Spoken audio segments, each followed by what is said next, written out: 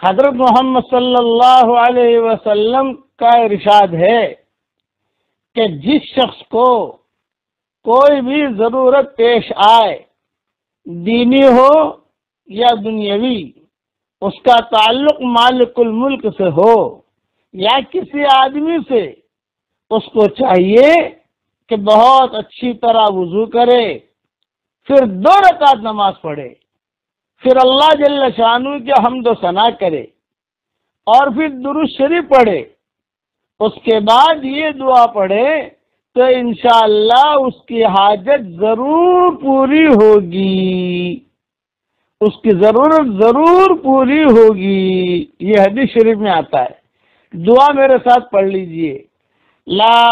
الہ الا اللہ الحلیم الکریم، سبحان اللہ رب العرش العظیم، الحمد للہ رب العالمین، اسألک موجبات رحمتک وعزائم مغفرتک والغنیمت من کل بر والسلامت من کل اثم،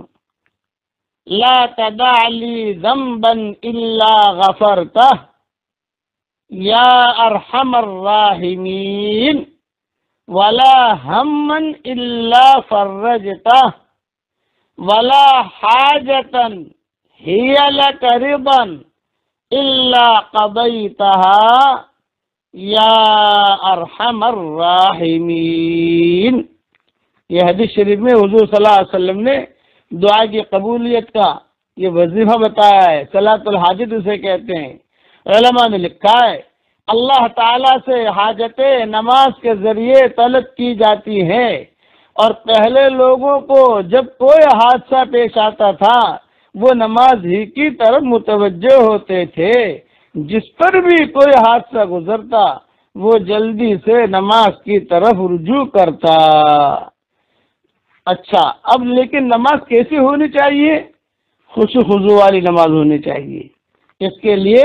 میں شعر پڑھ لیتا ہوں سمجھانے کے لیے۔ سجدہ عشق ہو تو عبادت میں مزہ آتا ہے، سجدہ عشق ہو تو عبادت میں مزہ آتا ہے، خالی سجدوں میں تو دنیا ہی بسا کرتی ہے، خالی سجدوں میں تو دنیا ہی بسا کرتی ہے۔ لوگ کہتے ہیں کہ بس فرض ادا کرنا ہے، لوگ کہتے ہیں کہ بس فرض ادا کرنا ہے، ایسا لگتا ہے کوئی قرض لیا ہو رب سے، ایسا لگتا ہے کوئی قرض لیا ہو رب سے۔ تیرے سجدے کہیں تجھے کافر نہ کر دے اے اقبال، تیرے سجدے کہیں تجھے کافر نہ کر دے اے اقبال، تیرے سجدے کہیں تجھے کافر نہ کر دے اے اقبال، تو جھکتا کہیں اور ہے اور سوچتا کہیں اور ہے، تو جھکتا کہیں اور ہے اور سوچتا کہیں اور ہے۔ اللہ تعالیٰ خشوع خضوع کے ساتھ نماز پڑھنے کی ہم سب کو توفیق عطا فرمائے۔ یاد رکھنا، اب جو ہے 10 مرتبہ آج اعوذ باللہ من الشیطان الرجیم پڑھ لیجئے، 10 مرتبہ اعوذ باللہ من الشیطان الرجیم پڑھ لیجئے۔ حدیث شریف میں آتا ہے 10 مرتبہ اعوذ باللہ من الشیطان الرجیم پڑھنے سے شیطان کے مکروں سے اللہ تعالیٰ آدمی کی حفاظت کرتا ہے۔ تو آج 10 مرتبہ اعوذ باللہ من الشیطان الرجیم پڑھ لیجئے، اللہ تعالیٰ شیطان کے مکائد سے ہم سب کی پوری حفاظت فرمائے۔ آمین آمین۔ والسلام علیکم ورحمۃ اللہ وبرکاتہ، وآخر دعوانا ان الحمد للہ رب العالمین۔ اللهم صل على محمد وعلى آل محمد كما صليت على إبراهيم وعلى آل إبراهيم إنك حميد مجيد. اللهم لك الحمد كله ولك المن كله، لك الشكر كله ولك الملك كله، لك الخلق كله ولك الفضل كله، وإليك يرجع الأمر كله، وإليك يصعد الكلم الطيب كله. اللهم لك الحمد بالإسلام، لك الحمد بالإيمان، لك الحمد بالقرآن لك الحمد حتى ترضى لك الحمد إذا رضيت لك الحمد بعد الرضا اللهم آت نفوسنا تقواها وزكها أنت خير من زكاها أنت وليها ومولاها اللهم لا تردنا خائبين بل ردنا إلى ديننا ردا جميلا اللهم مغفرتك أوسع من ذنوبنا ورحمتك أرجى عندنا من أعمالنا اللهم اجعل القرآن العظيم ربيع قلوبنا ونور صدورنا وجلاء أحزاننا وذهاب همومنا وغمومنا وسائقنا وقائدنا إليك وإلى رضوانك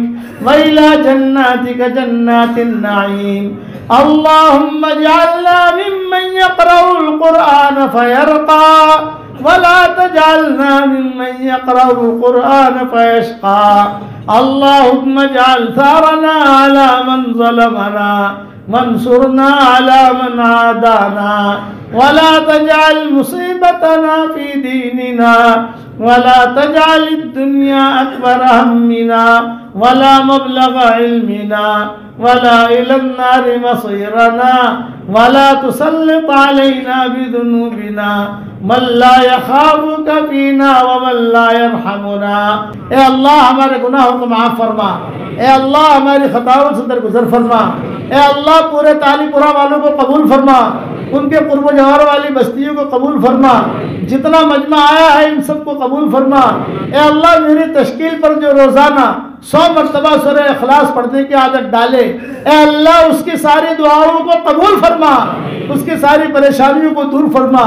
اور جس نے 5 لاکھ مرتبہ پڑھنے کا ارادہ کیا ہو اے اللہ اس کو پورا کرنے کی توفیق عطا فرما اے اللہ جس کرم سے آپ نے ہمیں یہاں جمع کیا ہے تیرے اسی کرم سے جنت الفردوس میں تیرے نبی کے پڑوس میں ہماری قیامت تک کے آنے والی نسلوں کے ساتھ تو ہم سب کو جمع فرما دے اے اللہ اگر آپ نے ہمارا نام سعید اور نیک بختوں میں لکھا ہو تو ہمارا نام انہیں میں لکھے رکھیو اور اگر آپ نے ہمارا نام شقی اور بدبختوں میں لکھا ہو تو ہمارا نام ان کی فہرست سے مٹا دینا اور نیک لوگوں کی فہرست میں ہمارا نام لکھ لینا لکھنا بھی آپ کا کام ہے مٹانا بھی آپ کا کام ہے لوح و قلم بھی آپ کے پاس ہے اے اللہ وہ چیزیں جس کا لینے کا ہم ارادہ کرتے ہیں مگر آپ ہمیں دینا نہیں چاہتے اے اللہ اس کی محبت ہمارے دلوں سے نکال دے اس کا خیال نکال دے اس گلی میں آنے جانے کو ختم فرما دے اور وہ چیزیں جس کا لینے کا ہم ارادہ نہیں کرتے مگر آپ ہمیں دینا چاہتے ہیں اس کی محبت ہمارے دلوں میں ڈال دے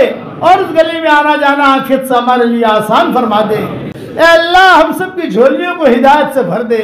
ہم سب کی جھولیوں کو امن و امان سے بھر دے اے اللہ جو مجھے اپنی دعاؤں میں یاد رکھے میری ساری دعاؤں میں اس کا پورا حصہ عطا فرما اور اپنے فضل و کرم سے ہماری دعاؤں کو قبول فرما سبحان ربک رب العزت عما یصفون وسلام علی المرسلین والحمد للہ رب العالمین